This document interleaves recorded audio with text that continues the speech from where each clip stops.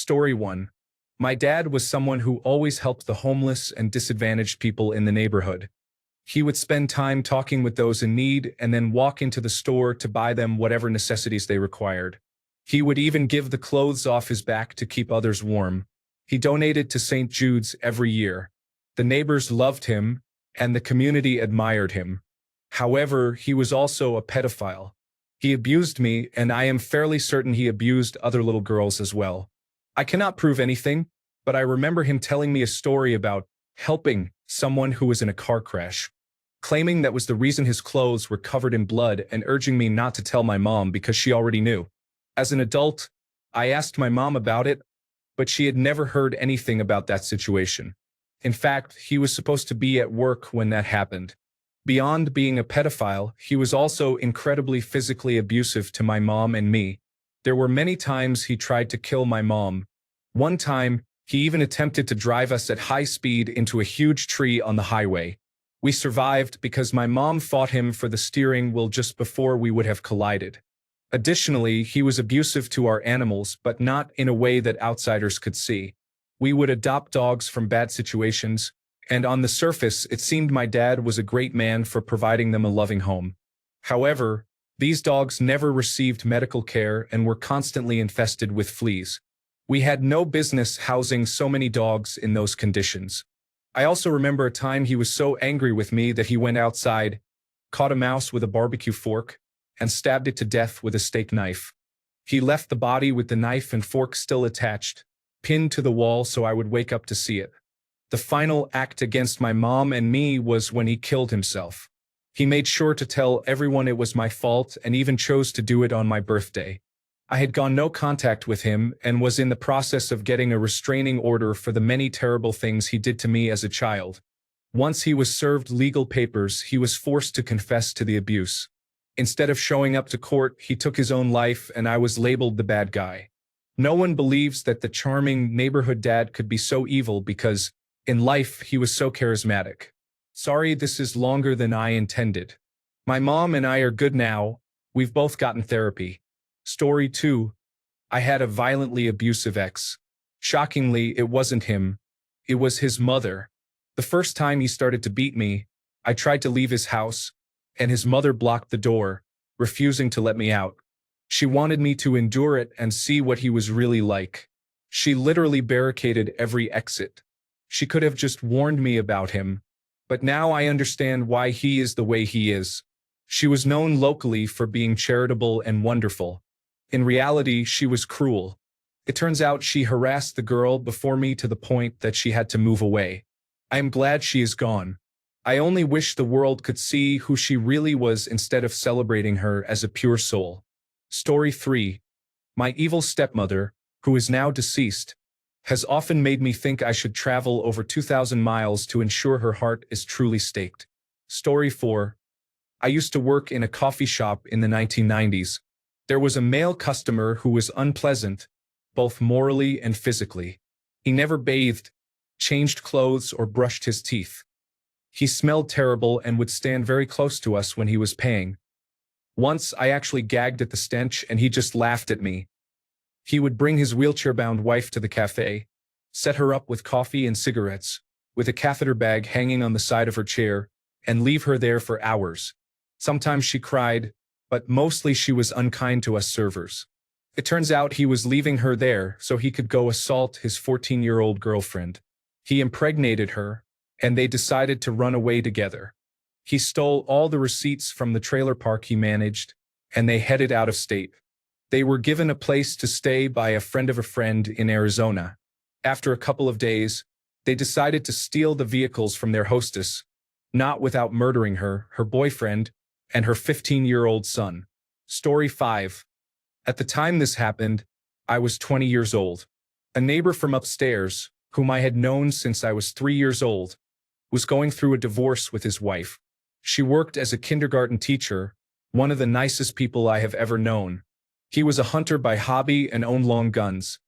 I have no idea how many shotguns and rifles. She moved out and took their 2 teenage daughters with her. This went on for a couple of months until one morning she met him and told him that it was over. Then she went to work to care for children. She returned from work to her new home, only to discover her husband had murdered both daughters and himself. He had disassembled one of his rifles and packed it into a guitar case. Then he managed to make his way to the new home. They were found in such a way that the older daughter had tried to flee but wasn't quick enough. Story 6. I took a criminology class in college. Our professor was esteemed and had great accomplishments in reducing crime in major cities. We learned about murder and spree killers. We watched a fascinating documentary about a man who committed serious crimes and claimed to have blacked out, not remembering or feeling responsible. Despite this, he is on death row. After the documentary, our teacher mentioned that we would have a guest speaker. I remembered her mentioning it the week before, but she never revealed who it was. She said it was a personal friend of hers. It was the killer, Steven Stanko. He was calling in from death row. We had the opportunity to ask him questions and talk to him, making it an unforgettable experience. Story 7. My godfather, David Aldrich, who is a Scientologist, molested me for 3 years starting when I was 11 years old in 1977. Story 8. I'm not sure if evil is the right word. Disturbed is more accurate, although what he did was evil. Frederick Scott was a cook at a Pizza Hut where I was the assistant manager. He once invited me to go shooting and I declined. The last time I saw him, we had a cook not show up, so I went down the list until he came up. He hadn't been scheduled in months, but we were desperate. He took 2 buses to get there only to find out that the system had automatically terminated him. When I told him, he gave me a look that was absolutely bone-chilling. So I opened the cash register and paid him $40, telling him it was my fault. His entire demeanor changed. He thanked me and left. At least one of his victims was a boss at a previous job, and older white men were his primary target. I seriously wonder if I hadn't paid him out if I would have become a target. Story 9. Cardinal Bernard Francis Law. When I was in high school in the late 90s in Massachusetts, I was a lector at my church. We had a big anniversary mass, and Cardinal Law came in from Boston to celebrate. I did a reading and was introduced to him. If you are not familiar with Cardinal Law, he was the Archbishop of Boston for many years and was responsible for moving pedophile priests from one parish to another and covering up their crimes. Story 10. I have worked with criminals and psychiatric patients for most of my career, but the most evil person I have ever met is the executive of an insurance company who repeatedly denied coverage for medications and services for children in state custody. Story 11. My parents and their friends had a house on top of a mountain in Poland called Medysoka. It was a psychedelic community of hippies where everyone was welcome. There was always free tea and coffee for hikers, and people could stay a night if there was space. One summer, a man arrived and stayed a few nights, which was absolutely normal, but he wouldn't take his leather gloves off. I remember asking him about it. He said he didn't want to leave fingerprints. My child's instinct raised an alarm that my young mind couldn't understand. One morning, the police arrived in a helicopter to arrest him. It turned out he was a serial killer. Story 12. My sister's ex-boyfriend was abusive to her, stabbed my cousin in an attempt to kill her for not sharing her beer, tried to kill me, and would have sold my nieces to anyone if given enough money. The last thing he did was write my sister a letter saying he forgave her for not being there to take the blame for him having drugs in a halfway house in a different town. Story 13. I cannot provide names, but I worked as a nurse in a maximum security women's prison, where many were vocal and proud of some of the most horrific acts committed against infants and children. Infants in ovens, infants being dismembered alive, and enduring physical torture for hours are among the actions of some of the most evil individuals the world will ever encounter. Story 14. My ex-brother-in-law was a rapist who served 20 years in prison. He believed we had a special connection, even though he had a wife. Because of him, I carried a loaded .38 caliber firearm from room to room after my husband died. When I moved to a new city, I had a security system installed. Story 15. I met a really sweet guy back in 2019. He lived a couple of hours away but was staying with his cousin in my area for a month. He had a couple of problems I knew about, including depression and an addiction, but you couldn't tell. We went out on a few dates, and he returned to his town at the end of the month. We called each other occasionally and were really getting along. A couple of months went by, and it felt like we were getting closer. He told me he would stop by again in a week's time, mentioning that he had business to sort out and that he might not be available in the meantime, so I shouldn't worry if he didn't respond quickly. We talked for about an hour, and he kept mentioning fish and chips, saying he was craving it from a specific place where we had gone on a date. I didn't think much of it at the time because he was just craving food. It was a bit strange how obsessed he was with the place, but I let it go. Well, I went to sleep, and the next day, there was news about an elderly woman who was found murdered outside a local fish and chips shop. I was quite taken aback and sent him the article, pointing out the irony and jokingly suggesting that maybe he had something to do with it. He jokingly responded that he was actually in my area already and was coming to my house. He didn't have my address at that time, so I gave it to him. Then he mentioned the woman murdered near the shop and sent me a picture of himself smiling next to her body after stabbing her. I froze. I had no idea what to do. I had just given my address to a psychopath who was coming over. I called the police and struggled to form words, but I managed to tell them I wasn't safe. I went to my friend's house for a couple of days while he threatened me through text. His last message said that if he couldn't be with me and run away together, he had nowhere else to be. I blocked him, and a few days later, he turned himself in. A month went by, and he died. He killed himself in jail. There was nothing more to it. Just a psychopath I got to know. I'm still baffled about what happened. Story 16. I sat in a room for about an hour with Jakar Tsarnaev before the Boston Marathon bombing occurred. My friend, who was also in the room, was later murdered by Tsarnaev's brother in a triple homicide. Due to police inefficiency in the murder investigation, the bombing was never prevented. Story 17. I once met a serial killer without knowing it at the time. I got strange vibes from him and moved on. I recognized his photo in the newspaper when he was finally caught. Story 18. My mother allowed my brothers to step on me when I was an infant and not yet able to roll over. She allowed foster siblings to physically and emotionally abuse me. I had frequent strep infections, and she didn't take care of me when I was sick. She got upset with me for being sick because it cost her time and money to take me to the doctor for another strep infection. I was diagnosed with costochondritis, chest wall pain, in 1980. According to the pediatric cardiologist, I reported chest pain 4 to 5 times a month for over 18 months before my mother decided to get it checked out. She let me sleep for 3 days straight before calling the doctor when I was 8. I needed intravenous fluids with glucose to revive. I was hypoglycemic and undiagnosed. I never felt loved, cared for, or wanted in my home by my mother or siblings. Ever. No bedtime story, no extra blanket if I was cold. Nothing like that.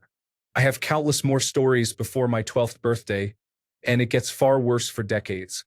A parent can provide basic needs without being a good parent. My mother was, and always will be, the most evil person I have ever met. Story 19. My mother.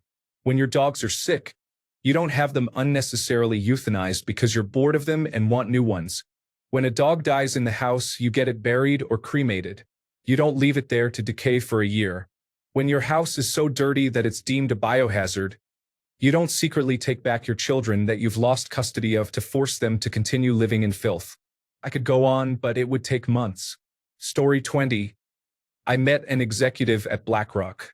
He visited my college class once to give a presentation. He reached his position by reducing pensions, advocating for lower healthcare costs, and investing in technology to replace employees. One of his notable investments was in an artificial intelligence company that cut 700 jobs in a single day.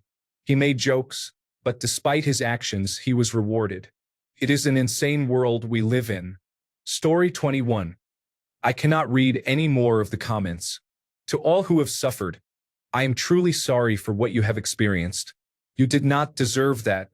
I am grieving for what you had to endure. Story 22.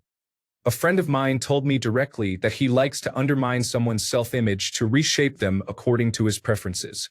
He assured me, "Don't worry, I don't use it on you." Story 23. My mom is truly evil, but she's such a good actress that no one sees it. She has a public image and is viewed as a philanthropist. People say she's a saint. She has done unspeakably horrible things and shows no remorse. My immediate family agrees that we will be relieved when she dies. Story 24. He was charmless, arrogant, completely lacking in any kindness or humor, and gave off very bad vibes. I met him the week he paid someone to throw acid into his ex's face. He was an unforgettably unpleasant person. Story 25. There was a man I met once while buying acid. He was known for selling it and had a drug possession charge or two, so he was legitimate. He eventually got arrested for attempting to buy a 13-year-old girl from her mother. Story 26. I had a friend who would go to the store and put things in his pockets, then wait for a black family to walk to the door before he would try to leave. When the detector went off and security arrived, they would stop the black family, and my friend would walk out the door with what he had stolen. His justification was, "I didn't make the world racist. I'm just punishing the store for it." Story 27. My ex. He locked me in a bedroom, stomped on my child's iMac, destroyed the house, and damaged my car so it wouldn't run. I jumped out of the window and ran. The police were called, but he had already left. He told me he was going to kill me and my family, starting with my children. A couple of days later, I moved out. He soon found my new house and job. He would show up, leave bruises, and threaten me. Once, he snapped one of those metal iPads in half over his knee. The police were called and he ran. He stole my car and drove it full speed into a parking garage wall. It was a vintage Mercedes, so he survived. Then he emptied my bank account. I moved again, changed my name and changed jobs, but he still found me. Every couple of years, he tracks me down and tells me he's going to kill me. Story 28. My father molested me as a child and brainwashed me when I was young. He is a narcissistic person with no morals but is seen by the public as a positive figure. When I was 18, he tried to kill me, sending me to the hospital in a neck brace, and threatened that if I told anyone, he would leave me there to fend for myself. This occurred in another state far from home. Story 29. My first husband was an abusive, alcoholic, serial philanderer who impregnated 9 other women while I was carrying our child. That was 25 years ago. Last I knew, he has 33 children that have been confirmed through paternity testing. He has never paid any child support or made any effort to be a father to any of them. I don't know whether he is the most evil person I have ever met, but he certainly ranks among the worst. Story 30. I have worked for some corrupt entrepreneurs who were willing to engage in unethical behavior to make money. I have encountered social climbers who fit the mold of a sociopath, but I have also met Rum Emanuel. Story 31. Define evil, like my older sister who is a narcissist and loves tearing everyone down to the point where she has driven a few people to attempt suicide. However, most of the men in my family are perpetrators, making them the most evil in that regard. Story 32. I grew up in northeastern Pennsylvania. In the summer of 1993, I asked my lower-middle-class parents if I could attend a summer football camp run by a university. They surprisingly agreed. I spent 2 weeks that summer at Penn State University being coached by Jerry Sandusky. Story 33. A psychiatrist overmedicated me until I became completely manic. He kept adding medications until I was taking 400 milligrams of Effexor, 50 milligrams of Celexa, and 6 clonazepam pills a day. I had no idea what I was doing and destroyed every relationship until I was hospitalized. Then he took me off everything abruptly. Turned out he was either fired or quit because he was ruining lives. I have basically no memory of what I did for over a year, affecting close relationships and permanently damaging my reputation. Story 34. Steve Wright, known as the Suffolk Strangler, used to work with him. He is currently in prison after being found guilty of 5 murders and has been charged with a 6th, while under investigation for additional cases. Story 35. Gary Ridgway. When all the Green River Killer events were occurring, bodies were being found quite close to where I was living, within a quarter mile. I was working in an auto parts store off Pacific Highway, where many of the missing girls were last seen. The Peterbilt plant where Gary worked was just down the street, and he used to buy parts from the store. He was just an ordinary guy, I never would have imagined he was involved in anything sinister, but we did have some odd people coming into the store. As an aside, during spring break of my senior year of high school, a few friends and I went camping in the Greenwater area. Around dusk, we noticed a truck that came close to our campsite, stayed for a while and then left, and we resumed our partying. A few weeks later, they found a body in that area. Strangely, at that time, some friends reached out with their condolences because a young woman, whose name I will not mention, was found in the woods. Everyone thought it was my girlfriend at the time. I remember wondering why they would think that. I figured it out a couple of years later.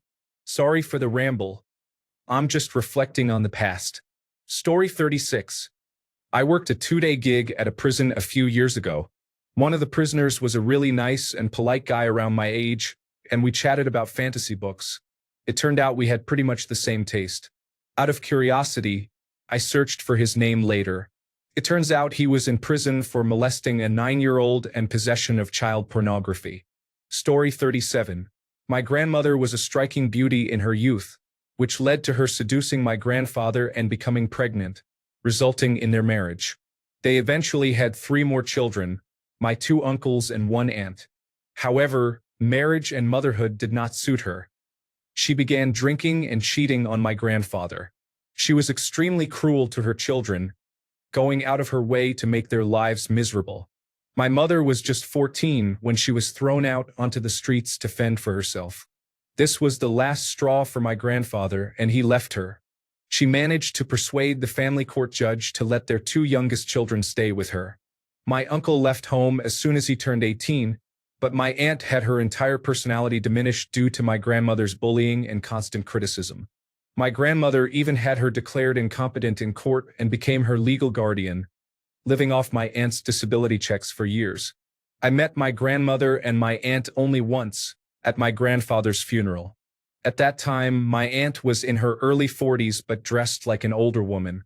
She wouldn't speak unless addressed and asked permission to use the bathroom at my mother's house, not eating or drinking without my grandmother's approval. When my grandmother finally passed away, my aunt had to move into a group home, as she had no life skills. She didn't know how to cook, had never held a job, never owned a bank account, and didn't know how to pay bills or shop for groceries. Her social skills were nearly non-existent since my grandmother had kept her at home, preventing her from making friends. After a few years in the group home, my aunt was finally able to live independently and secure a part-time job. She enjoyed 3 years of freedom before being diagnosed with an aggressive form of breast cancer, sadly passing away 6 months later. Story 38. My cousin is essentially a black widow without the murder. She has ruined the lives of multiple men by cheating them out of their money and then disappearing. She also turned my entire extended family against my dad because he confronted her about her deceitful behavior and actual crimes. She is dishonest, manipulative, and untrustworthy. Story 39. A close friend of mine worked in a bar in New York City. There was a man who came in every day wearing a suit and tie, carrying a briefcase, and sitting at his laptop most afternoons. She assumed he worked remotely. He was quiet but pleasant, eating lunch and occasionally having a couple of beers. It turned out that he had not informed his family that he lost his job and was pretending to go to work. Eventually, he either harmed them or his former employer. I will edit in the name once I find out. Story 40. My father-in-law did terrible things to his family for decades. Unfortunately, my wife suffered the most. Words cannot describe the impact. Story 41. I was an investigator years ago and had to talk for a long time with a man in prison for multiple rapes and murders with bodies still missing. I eventually got him to admit to some locations by convincing him I could get him moved to a less secure facility near his mother. He was eager to talk with someone who was listening, and I had to develop rapport with him, so I engaged as though it was impressive. I lied to get him to reveal the locations, and when he found out, he took his own life. It was a hard job, but the fact that he named me in a suicide note was a point of pride. Story 42. I refer to specific members of my family. Anyone who knowingly allows or denies child abuse is displaying very low character. Story 43. My father-in-law is a seasoned narcissist who uses his business and wealth to control everyone and their finances in our family. Offend him unknowingly or question him. No raise, no bonus. He never says a word, he just takes. Story 44. I met Ozzy Osbourne. He was actually very sweet and even gave me a hug. I think it's a good answer because he is like the Prince of Darkness. Story 45. I have shaken hands with Rick Scott, who was the governor at the time and came to visit my high school. I am only one handshake away from Henry Kissinger. My best friend's dad met him in the 1970s or 1980s. Story 46. A woman I used to work with made some troubling comments. She was initially very nice but could be unpredictable, like Dr. Jekyll and Mr. Hyde. We were close friends for a while, but when she opened a barbershop and I was the only one working with her, she changed. She started treating me like a child, and I lost respect for her after witnessing how she treated her children and boyfriend. To complicate matters, she identified as a Christian and often talked about hell. Two examples of her troubling comments involve her 15-year-old daughter. Once, when her daughter was standing behind her during a haircut, she turned around and said, "If only it wasn't illegal to punch a child." Another time, while holding scissors and listening to her daughter speak, she suddenly remarked, "I wish I could just stab you in the gut." No one reacted. It felt like a joke, but clearly wasn't. She also frequently criticized her daughter's clothing unnecessarily. Her current boyfriend has two daughters, and she often complained about them. Once she said, "I wouldn't even be sad if they just disappeared. Our relationship would be so great without them." The next day, she was talking about how they needed to get the girls to church, which felt very inconsistent. There was also an incident that, while not evil, was quite concerning. While giving her boyfriend a haircut, he complained that the cape was too tight. Instead of listening to him and adjusting it, she yelled that she was going to knock him out. Perhaps this behavior points to deeper issues. Who knows? Story 47. I was an usher at the Federal Bureau of Investigation Academy one year when Henry Kissinger was speaking. At the end, we were all gathered to meet him and shake his hand. I left the line and told my platoon sergeant that I refused to participate, as I felt that if I shook his hand, I would never be able to wash the blood off. I certainly faced consequences when we returned. My platoon commander was not sympathetic. Story 48. The boyfriend of an old friend ended up murdering her when she was 15 and pregnant with his child. He was extremely creepy. Story 49. I encountered a serial rapist in my hometown when I was 16. He was violently attacking women in a specific neighborhood in the evening, sometimes in their own driveways or after nights out. I was walking to work along a river path in the late afternoon just before sundown. I worked in the same area where he was operating. A jogger who ran past me doubled back and started talking to me. I immediately got a bad vibe, but I was in my polite phase, so I engaged with him. As I walked toward the road, he insisted on getting my number. I said, "I don't know it, actually. What's yours?" He paused, then told me his number. Before cell phones, I wrote it on my hand. Yes, it was foolish. I was 16 and too polite. When I turned to leave the path and head onto the road, he followed me and tried to pull me into the woods. I screamed, fought him off, and sprinted to work. Once there, I told the chefs, and two of them took off after him. The next day, I went to the police, explained the interaction, gave them the phone number, and provided a description for a police sketch. A few days later, a sketch appeared in the paper. They were quite certain he was the serial rapist because I identified some tattoos on him that another victim had described. I don't know if the phone number helped them, but it might have. He was caught within a week or two. It was indeed the same guy. Story 50. Not exactly met, but when I was still in school, I did work experience for a local newspaper. One of the articles I worked on involved a trip to the local magistrate's court for a pretrial event.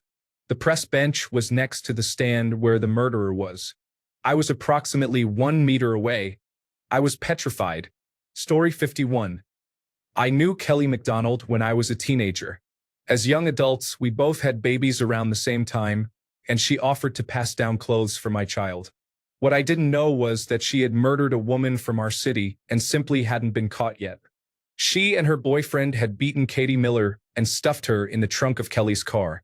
They then drove around with her dying while trying to figure out what to do, with Kelly's child in the back seat. At one point, I guess Katie could be heard gurgling from the trunk, so they pulled over and beat her more before discarding the body. Story 52. I met Donald Trump and Marla Maples at a baseball game. She was about 8 months pregnant and stunning. He was, as usual, unpleasant. Story 53. Someone who beat his little daughter to death after a possible chance encounter I had with him and his family, maybe even that same night. She wasn't reported missing until years later, and I can't provide truly credible information to law enforcement because I cannot be sure. I was trying to help the mother in the situation, as she seemed to suggest multiple times that there was all kinds of abuse going on. My conscience haunts me with the idea every day and night. I just don't know for certain. I was going through a lot of trauma myself at the time and maybe blocked things, and I don't trust my own memory and judgment. The man was charged and found guilty of her murder, regardless. I think if I had spoken up, it wouldn't have made a difference. I was falsely charged in my own situation. I used to believe in law enforcement and volunteered for them, no more. I can't cast a stone when I don't know for sure what happened. Also, 2 exes who may have harmed or killed women. I sure don't know how to pick them. Story 54. My grandmother. When my father was just a child, she would beat him mercilessly and lock him in a closet without food for days at a time. It is no surprise that my father carried that rage into his marriage and used to hit my mother. He broke that cycle with us by not hitting us, and I have never struck someone in anger as an adult, but I still carry his rage around sometimes. I don't believe in hell, but if I did, her chain-smoking and cheap whiskey-drinking self would be in the same wing as Hitler. One pineapple. Coming up. Story 55. The kid who bullied me for a while in middle school received the death penalty for a triple murder years later. My stepbrother's child is apparently out of prison now, but he is truly a sorry individual, and his grandmother, my father's third wife, was his chief enabler. He is a drug addict, a thief, and a troublemaker. I have reliable information that he abused his younger brother, and I suspect, though I cannot prove, he did other harmful things. Those individuals are completely out of our lives, but I really dislike discussions like this. It condenses and summarizes the amount of evil in the world while excluding good and decent people. Story 56. There was a man in our church when I was younger, the chairman of the deacons. My dad was the pastor.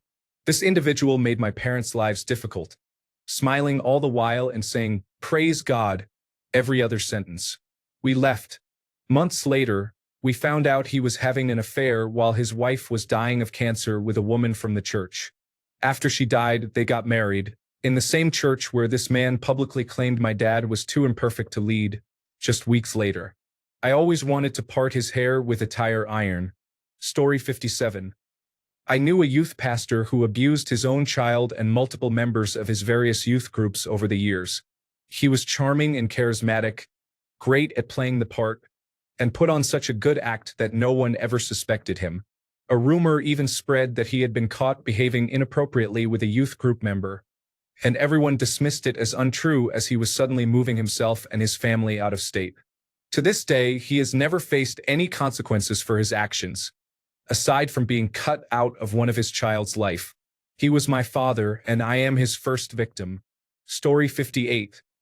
I have never personally met someone I knew well enough to categorize as evil. Bad-intentioned, thoughtless, and uncaring, but not evil. No, I can't say I have. Story 59. I met Elon Musk at the Westworld premiere party. He was still in that facade of potential at that point, so it was fun to meet him.